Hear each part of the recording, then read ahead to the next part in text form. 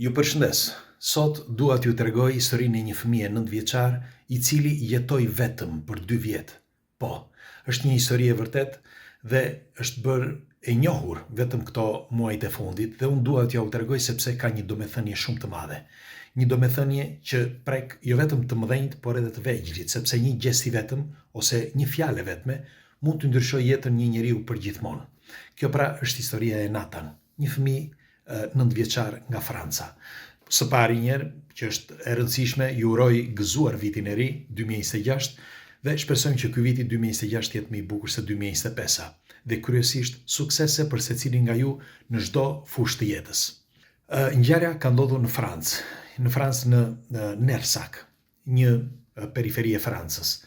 Dhe Nathan lindi në vitin 2011 nga një familje normale. Mirë po me kalimin e kohës, prindrit e tij filluan që të kishin probleme. Problemet i kishte e ëma e Nathanit, sepse me sa duket ajo nuk dëshironte që të rrinte më me babain e Nathanit. Dhe si përfundim ajo e kryu divorcin, e hodhi në gjyq dhe mbajti shtëpinë. Shtëpinë e kishin ndërtuar së bashku, por megjithatë ajo e mbajti shtëpinë. Me kalimin e kohës, ajo nuk dinte se çfarë të bënte sepse kishte njohur një tjetër burr. Tani nga inati, burri i saj dhe babai i Nathanit, nga inati nuk shkonte më as jo vetëm të takonte gruan, por edhe të takonte fëmijën. Ishte një histori shumë komplekse dhe me kalimin e viteve kjo gjë u rëndua. Por çfarë bënte e ëma e Nathanit? Ajo me kalimin e kohës ishte më pak prezente me të. Nathan ndërkohë filloi shkollën fillore. Dhe me kalimin e kohës ishte një nga nxënësit më të mirë. Por ai ndonse me gjithë këto probleme vazhdonte që të studionte, vazhdonte që të sillej si gjithë të tjerë, si shokët e tjerë.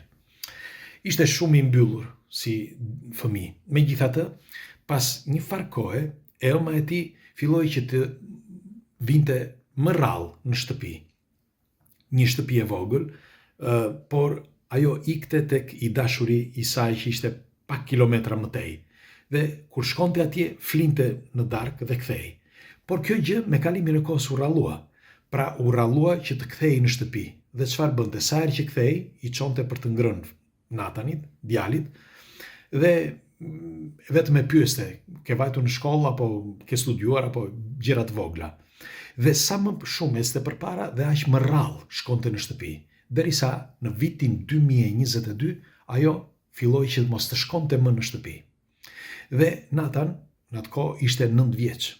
Filloi që të shkonte vetë, merrte autobusin, shkonte në shkollë, kthehej nga shkolla, lante rrobat e tij. Pra një në 3-4 ditë, laj vetë, bënte mësimet dhe me çfarë gjente, ndonjëherë hante ato që i sillte e ëma një herë në kaq kohë dhe shkonte në shkollë. E megjithatë, ai ishte një nga nxënësit më të mirë, nuk kreshti pa studiuar. Vazhdoi koha dhe pas disa muajsh, nëna e tij pothuajse nuk shkonte fare. Kaluan, mos gaboj, 8 muaj, 9 muaj që ajo nuk kishte shkuar as për t'i çuar për të ngrënë, sepse më përpara shkonte një herë në muaj, pastaj nuk shkoi më. Si përfundim, Nathan shkonte në kohën e verës, në vitin 2020, shkonte që gjente për të ngrënë te komshinjt. Çfarë mund t'i gjente? Fruta, perime, çfarë mund t'i gjente, se s'kishte ku do hante. Dhe ai nuk tha asgjë, sepse kishte frikë se mos e arrestonin të ëmën. Se thoshte, ndoshta do më ndihmoj, ndoshta do vi. Mirë po me kalimin e kohës, ajo jo vetëm që nuk vinte më, por e harroi totalisht pastaj Nathani, sepse Nathan ecte vetë, shkonte vetë në shkollë, kthehesh nga shkolla, me aq pak sa gjente, hante. Pra e harroi bukën, hante vetëm disa biskota që kishte aty, disa të vjetra që i kishte sjell nëna e tij, dhe disa fruta perime që gjente te komshinjt. Derisa në kohën e dimrit filloi që të hante lakra. Është një histori e vërtetë, e gjeni këtë. Dhe Nathan kishte frikë. Kishte frikë sepse vetëm në një shtëpi vetëm, e megjithatë ai mbuloi me shumë batanie që të ruhej nga frika. I vetëm aty. Nuk erdhi një moment dhe s'kishte më energji elektrike, sepse ja ndërpren energjinë elektrike dhe ujin. Dhe ai flinte pa energji elektrike, pa ngrohje, pa asgjë. Por ujin shkonte dhe e merrte në një çezm që ishte afër fshatit. Dhe laj me atë ujë, kishte një nga ato bombulat e vogla prej gazit, derisa ajo u mbaroi, se s'kishte më. Një bombull që ata e përdornin për më duket për të ngrohur gjëra jashtë. Dhe si përfundim, e zbuluan vetëm në një mënyrë, sepse shokët e tij, teksa fliste me shokët, i thanë shokët, po ti si ja bën në mëngjes, sepse ishte korrekt, pra korrekt në orare, korrekt në mësime, korrekt në çdo gjë. Kur nuk e la. Dhe njëra nga këto shoqet e tij të klasës e kuptoi që ai vinte era, dhe ajo ndoshta mendoi që e ëma që nuk e lante.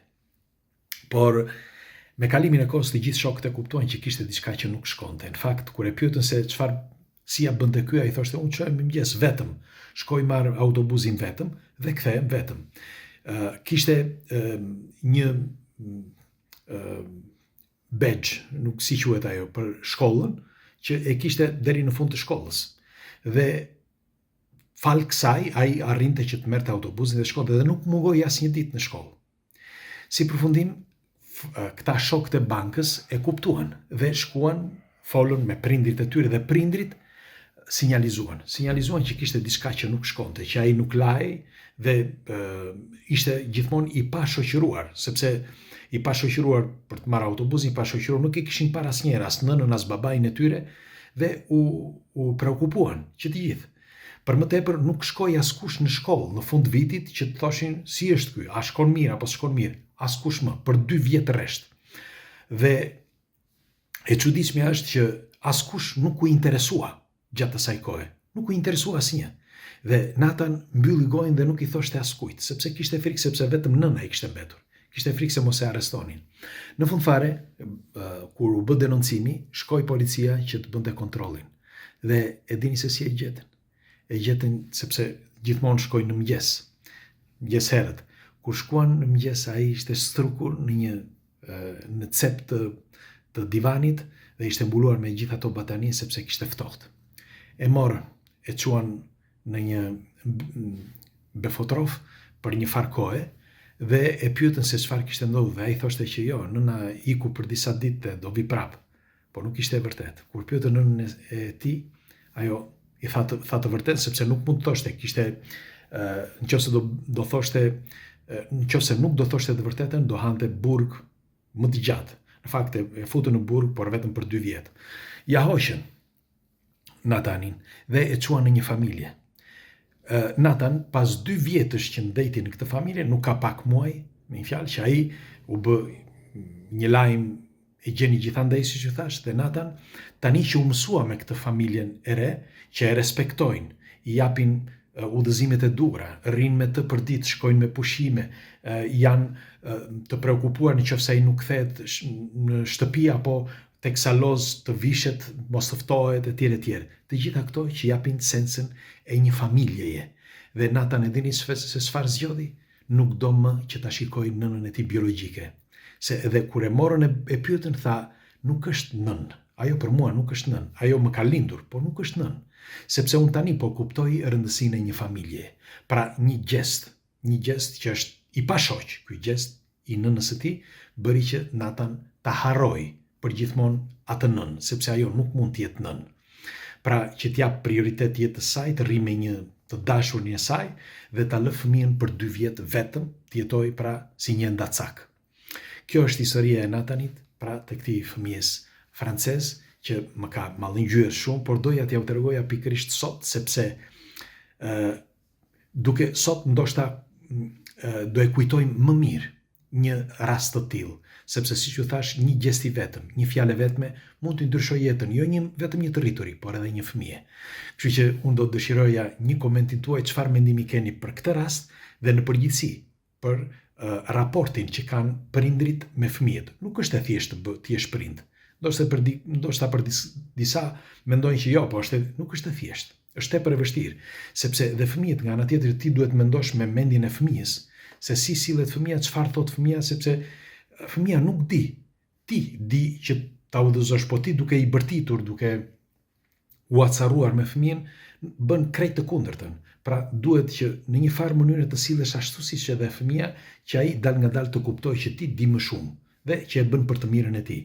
Thash, nuk është e thjeshtë, megjithatë ka shumë probleme të gjithanshme, qoftë të fëmijës, qoftë të prindërve, qoftë rrethanave ku gjenden etj etj. Megjithatë unë do dëshiroja një komentin tuaj për këtë rast dhe për raste të tjera. Pres komentet tuaja. Edhe një herë, gëzuar 2026, suksese pafund shqipe kudo që t'jeni, ju dua fort. Sinqerisht, ju dua fort dhe kalofshi bukur sot. Hajde, sot ditë pushimi apo jo, më thoni ku gjendeni. Respekte, kalofshi bukur.